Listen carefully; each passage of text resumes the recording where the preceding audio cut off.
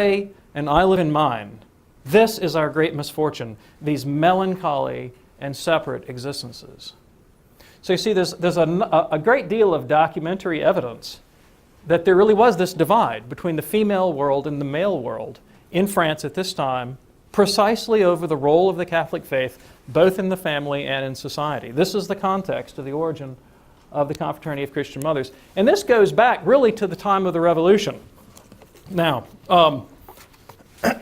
you find that when the Revolution attacked the faith and of course eventually intended to enforce a state-sponsored cult of reason and all this kind of business, that the vast majority of women resisted this. And one cultural historian writes, faced with what was crudely reduced to a stark choice between religion and revolution, half the adult population and the great majority of women rejected the revolution. Just briefly, I don't want to go too much into the history of the French Revolution, but just so you have the background, the earliest stages of the French Revolution were not necessarily deliberately anti or overtly anti-clerical. The very, very earliest stages, I mean. The goal with respect to the church was to correct some obvious abuses like bishops holding more than one diocese, or only nobility being allowed in the bishopric, and there was kind of a pitiful condition of the local pastors and cure.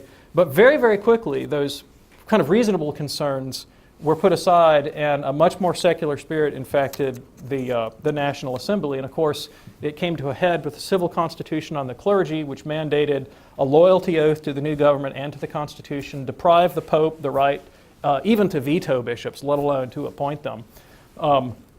And the most radical thing was the fact that clergy had to swear allegiance to this Constitution, which was clearly against the Constitution of the Church. And at first, clergy didn't know what to do. They didn't know if they were allowed to swear or not.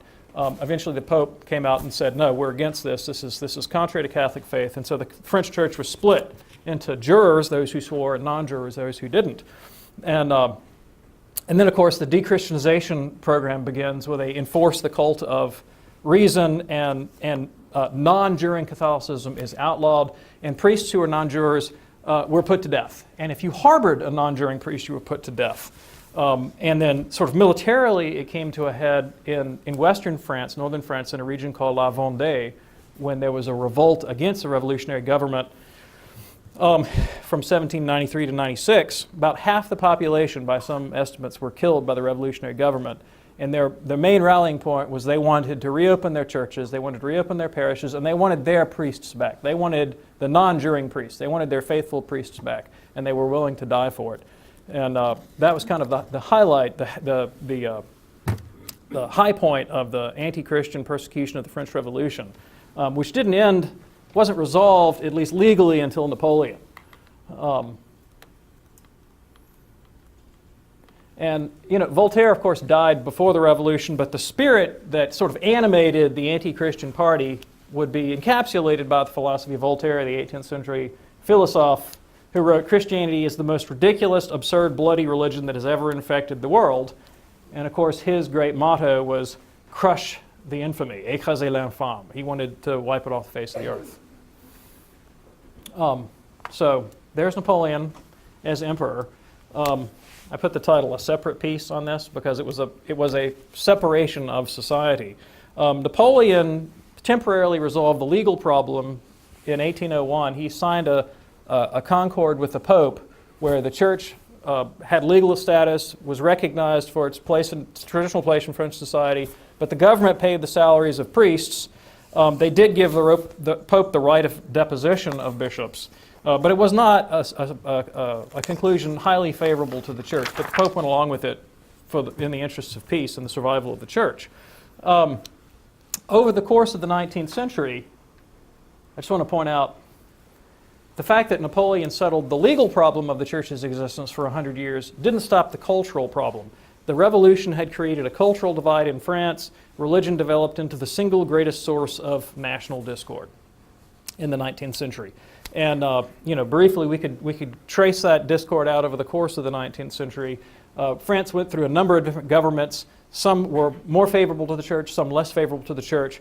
But the forces of so-called republicanism, free thought, secularism were on the move, and they really reached the heyday in the 1870s, in the period of the Third Republic, when the government really began wholesale de-Christianization again and forced the Catholic influence out of education, out of social policy, culminating in 1905 with the Law of Separation, which formally declared France a secular state. And in effect, at least at the level of policy, the Catholic Church lost the culture war in France. So that's the background. Now, one thing that made the situation in France a little bit different from America is that many French Catholics viewed Catholicism and royalism as a piece. And they didn't have an intellectual system where they could recognize the goods of the rights of man, religious toleration and so forth, and recognize that democracy could be an intrinsic good. And these are all things that the Second Vatican Council, of course, has recognized. Freedom of religion, democratic government can be a valid form of government, and so on and so forth.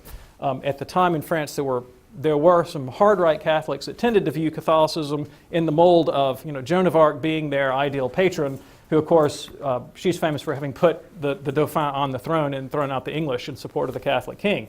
The Lord wills that the Dauphin be made king and have the kingdom in command, notwithstanding his enemies. He will be made king, and it's I who will conduct him to the coronation. And she sort of stood for royalist Catholicism.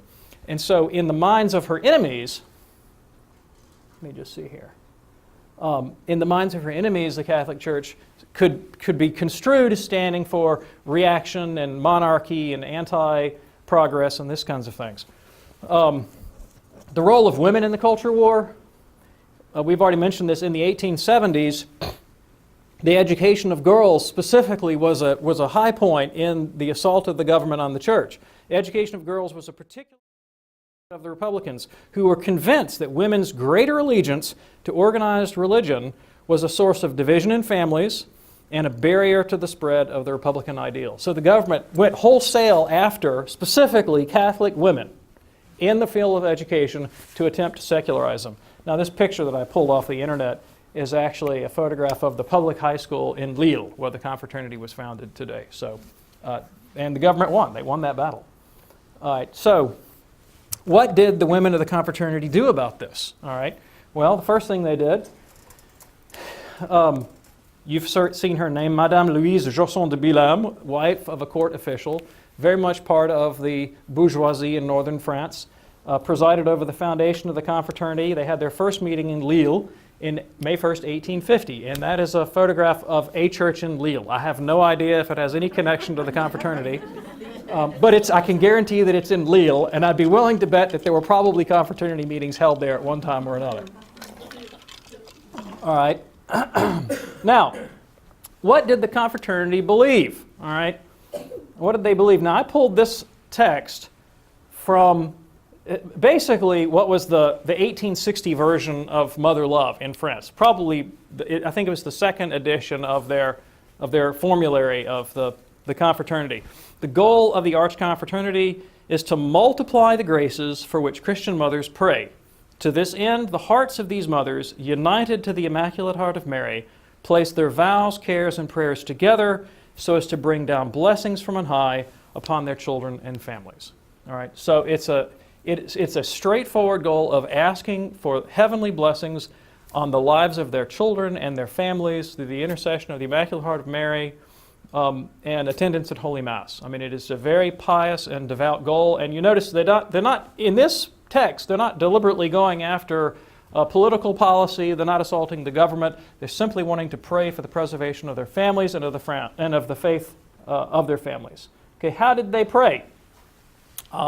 This is exactly what they did in 1850. The exercises of the Archconfraternity are to take place at least once a month on the days to which the Holy Father has attached plenary indulgences. They consist in attending the Holy Sacrifice, celebrated for the intentions of the Christian mothers, and instruction is given during or after the Mass. At each of these meetings, they commend their special intentions to public prayer, followed by an Our Father and a Hail Mary.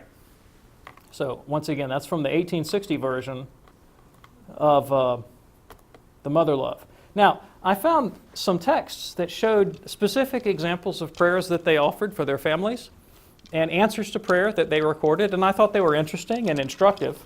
So these, again, are from that social history I told you about, pulled right from their earliest archives and meetings minutes of their